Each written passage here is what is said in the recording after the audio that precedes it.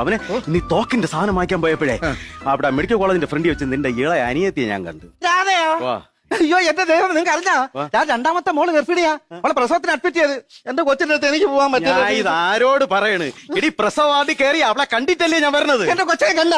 എന്നിട്ട് എന്റെ കുഞ്ഞിന് അങ്ങനെ ഉണ്ട്. കുഴപ്പമൊന്നുമില്ല. പെയിന് വന്നും പോയൊക്കെ ഇരിക്കണം. അവനെ പ്ലെയിൻ വന്നും നെടുമ്പാശ്ശേരി എയർപോർട്ടോ. എടി പെയിൻ വേദന. പിന്നെ അങ്ങനെ പറ. പിന്നെ ഞാൻ ഡോക്ടറെ കയറി കണ്ടേ. എന്ത് പറഞ്ഞു? എന്ത് ഞങ്ങളാ എന്റെ കുടുംബത്തിൽ കാത്തിരുന്നുണ്ടാവുന്ന ഒരു കുഞ്ഞാ ഭാവാനേ. ഒരു ഉത്തരവാദിത്തം കാണിക്കണമല്ലോ. പിന്നെ ഡോക്ടറോട് കാര്യം ചോദിച്ചു. സുനന്ദമോളെ പരിശോധിച്ചു. കുഴപ്പമില്ല, നിങ്ങൾ ആരും ടെൻഷൻ അടിക്കണ്ട. കൊച്ചിന്റെ വയറ്റിൽ അനക്കം ഉണ്ടെന്നു.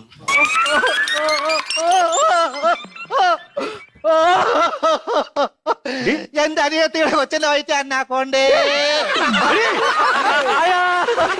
എന്റെ കൊച്ചിന്റെ വയറ്റിൽ അന്നാക്കോണ്ടേ. എവിടെല്ലാം നേരത്തെ നേർന്ന് എന്തെല്ലാം ഉരുളി കമത്തി.